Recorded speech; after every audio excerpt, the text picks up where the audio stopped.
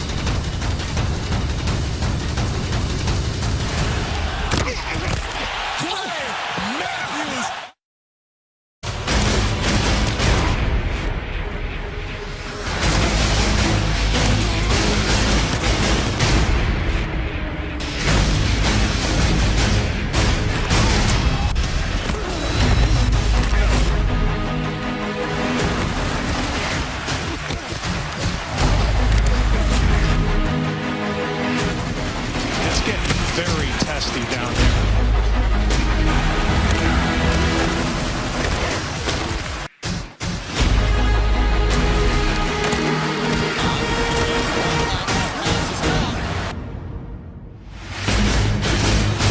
And now Andre Johnson and Finnegan are going at it.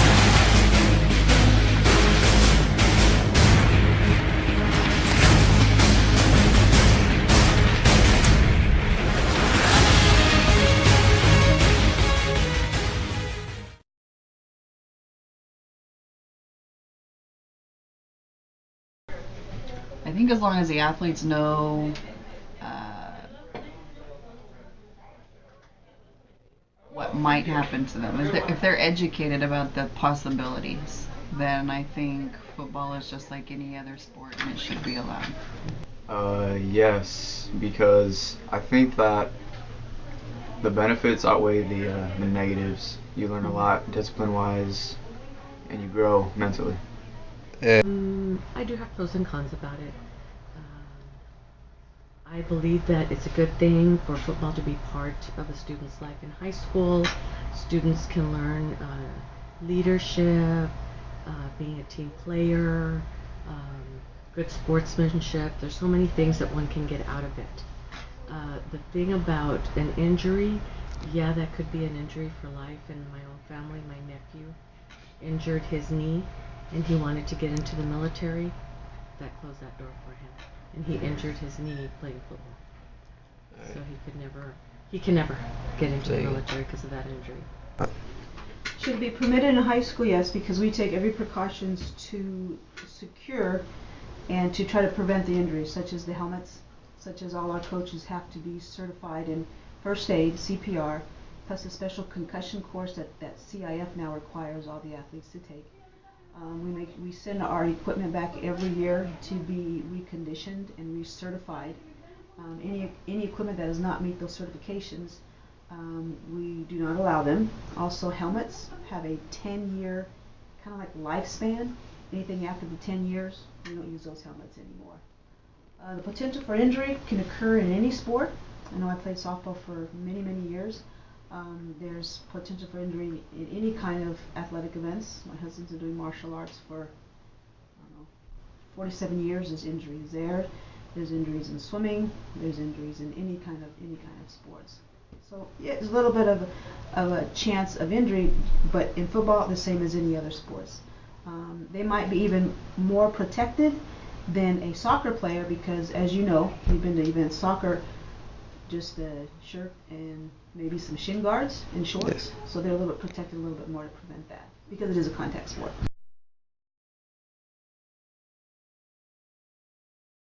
I don't know really what the equipment looks like that you're using or they're using right now, so I honestly can't answer, but I do believe that it has to be checked.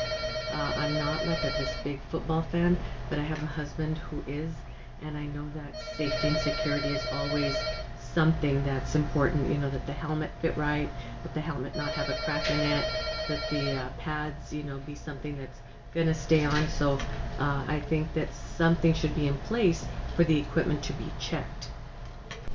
Pretty safe. I'd say, yeah, I'd say it's pretty safe. I think the equipment is safe. I think the people who are responsible for the equipment, like the players, or maybe sometimes coaching staff, are negligent in ensuring that the equipment is up to par.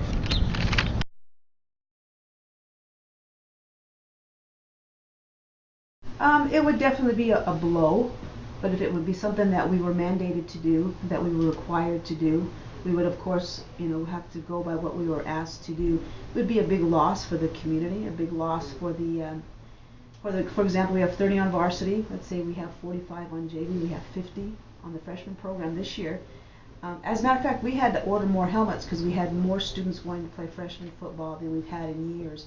So that sport would be taken away, you know, from approximately 120 young men that want to play football. And I know the Pop Warner, they start playing when they're 7, so it's something that they've grown up playing. They want to continue to play. And to be honest, a lot of our student athletes are not going to continue to play football in college. This may be the only time they can play that last organized sport of football. I don't know, there's a lot of diehard fans. I think that would, I don't know, I couldn't imagine Central without football. I think it would be difficult at first because a lot of Central tradition is steeped in football. But I think like everything else, after time goes by, I think we'd get over it.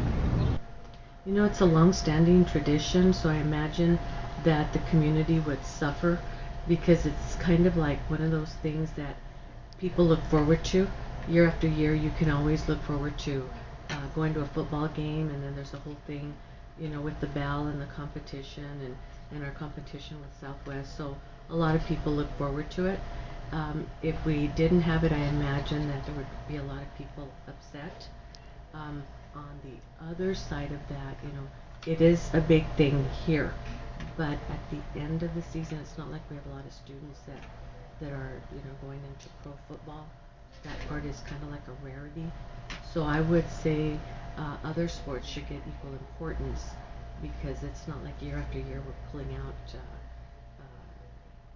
possible pro football players or those that got recruited to a university.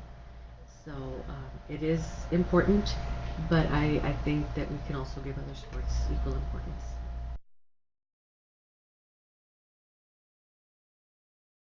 Different. Corrieras on 3rd down. Bird has the catch. He's straining for the 1st down. It's a flag.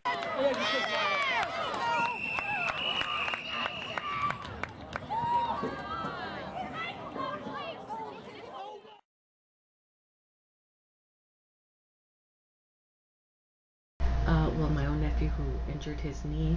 I've had other students who've injured like a little finger or something, and I don't know though if an injury like that kind of kept them from doing their career. I just know the one who was my nephew, and so that's pretty much it. Concussions, you say you hear about a lot of concussions. They were down this year, probably because of the new concussion certificates and the training that the coaches have to recognize that, so they don't put the young man back in there in case he's showing those initial symptoms. The helmets, the quality of the helmets are a lot stronger. Some knee injuries, but not a lot. We had one young man that separated his shoulder, dislocated his shoulder. So there really wasn't a whole lot of injuries this year's football. Bryce has sustained 3 concussions, and Austin has sprained his ankle. He has a badly separated shoulder. He's broken a finger. So sprains and broken bones and torn ligaments, things like that. Concussions, breaking limbs, separated shoulders, stuff like that. Every year, over 100,000 concussions occur in all levels of football. And 60% of these are from head-to-head collisions. In an impact lasting just 15 milliseconds, a player's head, on average, experiences almost 100 Gs of force. And collisions on special teams can result in forces of up to 190 Gs.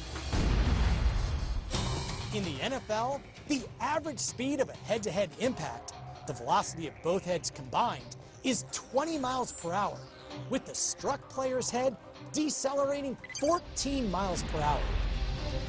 According to studies done by Sports Science's chief medical advisor, Dr. Basil Aish, this 15 millisecond impact is equivalent to getting smashed in the head with a sledgehammer.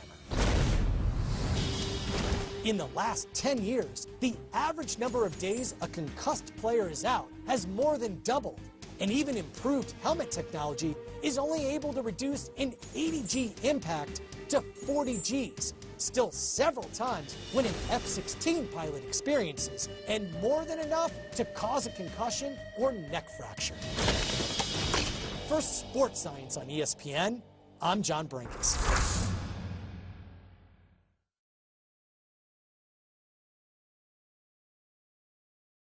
Concussions, lots and lots of concussions. And do you feel a difference?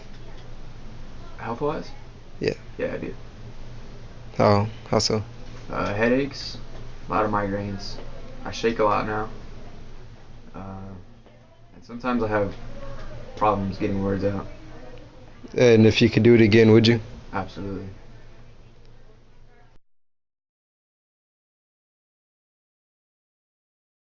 Absolutely. I think I cried harder than they did. Just the unknown of what each injury means in the long run, how it's going to affect them in their life, is difficult to come to terms with.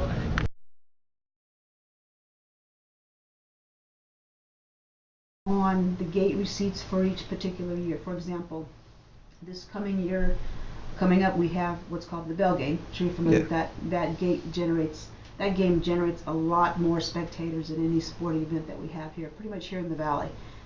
It's every other year. We have it this year coming up. Brawley had it last year. That generates a lot of money. But the gate that you're talking about, the gate receipts from the football season, pretty much pays for a lot of the events for all the sports, such as officials for football, basketball, soccer, any kind of money that comes from that football, the gates, it's used throughout the whole season. That does not just go back into the football fund.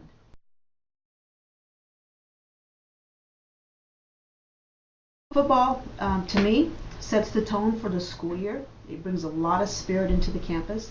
It allows our band to perform in front of, say, 3,000 people. It allows our Friday Night Lights groups, such as the drill team, the tall flags, the cheerleaders, the SAC parents that are there, all the other parents that are there. So it brings a community together, a football program. Of course, the activity itself teaches leadership of the captains, teaches responsibility to the players. All student athletes have the same requirements, such as eligibility, have to keep their grades up, have to have so many classes, have to be in class all day. They can miss 2 classes. On a game day, they have to be in 4 classes. So it's a team concept, teaches unity, teaches team and sportsmanship, and it also it brings community members together. It brings a lot of alumni back to Central that graduated here. It just sets the tone for the school year. What would no more football mean to Central in this community? Have I asked that? No, was that again? What would no more football in high school mean to Central in this community?